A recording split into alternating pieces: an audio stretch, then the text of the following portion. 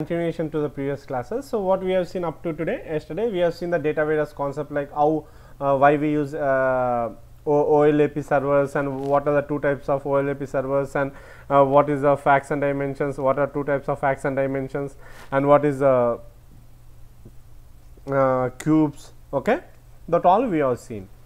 Now here we will go and see, for building a cube, what is the basic requirement that you need to get from the users. Okay.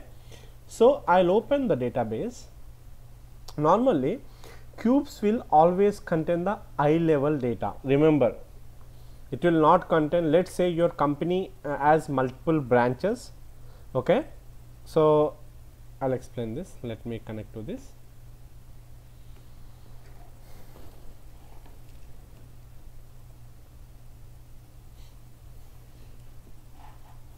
Let us say there is a company. Okay, there is one company.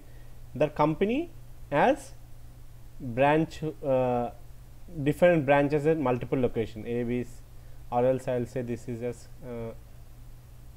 something or else I will go this way. This company has branches at multiple location 1, 2, 3, 4, 5, 6, 7. It has 8 branches. This company is having 8 branches. Let us say each branch is located at in multiple countries. Okay. So, here in the database and in the facts and dimension tables, you will be having the data, each and every record you will be having. You will be having the data at the detail level. Detail level means everyday transactions. Let us say there is a user and the user made 10 transactions. So, you can see all the 10 transactions here. But when you come to the cube will not have any detailed data. It will just have total sales at the location level, or let us say this all these 2 are from UK, and these 3 branches are from US, and these 3 branches are from Canada. Okay. So, now you may have it branch wise, you might have a location at the country level. You might want to have total sales at the country level, or you might have total sales at the branch level. Okay, or you might have total sales throughout total sales for whole company all okay, all sales for the company. Okay, that is the 3 things you might need. Other thing is that you might need the sales at the like year wise, total year wise sales, and you might need total sales at the month wise,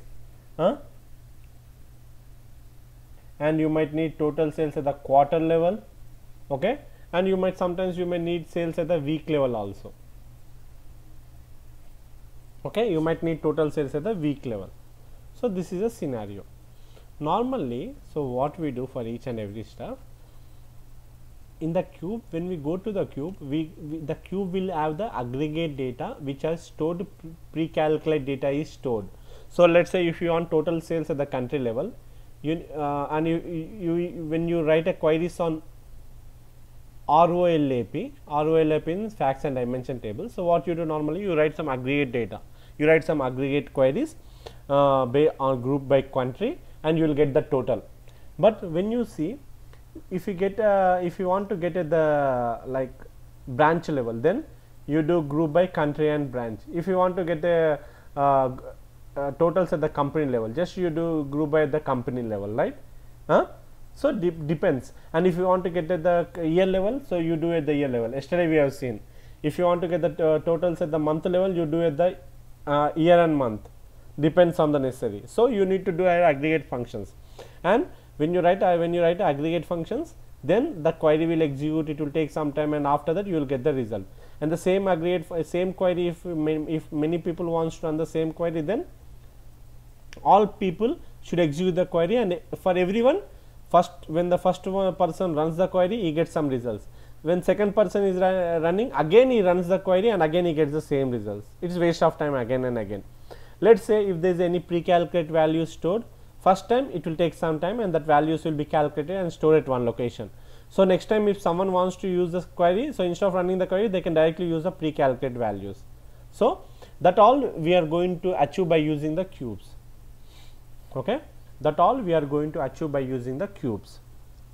So basically, for any time you develop the cube, there are two important things for the cubes. Okay, one is the dimensions.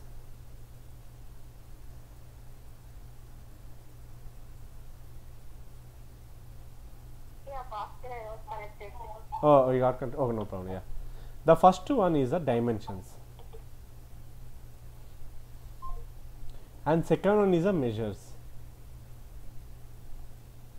Okay, these are the two things that you need to identify in the cube. So always dimensions in the sense, I want the total sales at the country level, right? Country is a dimension. I want the total sales at the state level, or let's say branch level. Then branch is a dimension. I want the total sales at the year level. Okay, I want the total sales at the year and month. I want total sales at the year, month and week, or I want the total sales at the year and quarter, combination of year and quarter, like 2010 quarter 1, 2011 quarter 1, 2012 quarter 1, right? I want total sales at the month level, 2010 January, 2011 January, 2012 January, like this. Okay, so this all comes under the dimensions. Okay, and measures means it is like total sales. You can call it as a measures. Total sales, it is a measure, or like total quantity. Total quantity for particular year. That quantity is there, right? That is also is a one type of measure. So basically, in the measures, you may call it as two things. One is a stats, and there is a mon.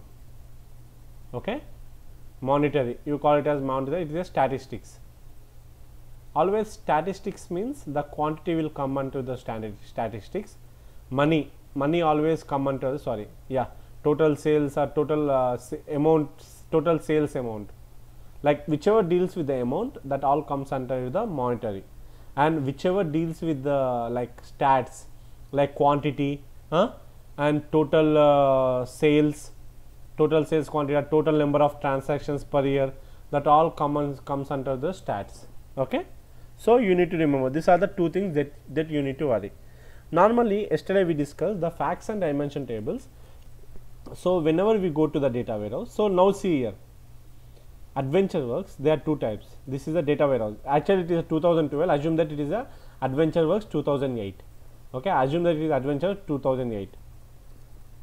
Okay, AdventureWorks 2008. So now here in the AdventureWorks 2008,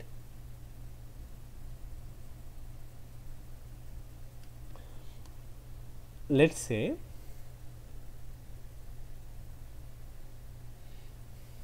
you got tables, right? You got multiple tables here. So it is a data, it is a OLTP, it is all normalized tables, and they have multiple separate schemas we discussed, right? This all tables comes under the human resources, this all tables come under the person. So it is nothing but the schemas. Okay, now here this is AdventureWorks and this is a schema. So it is a OLTP database.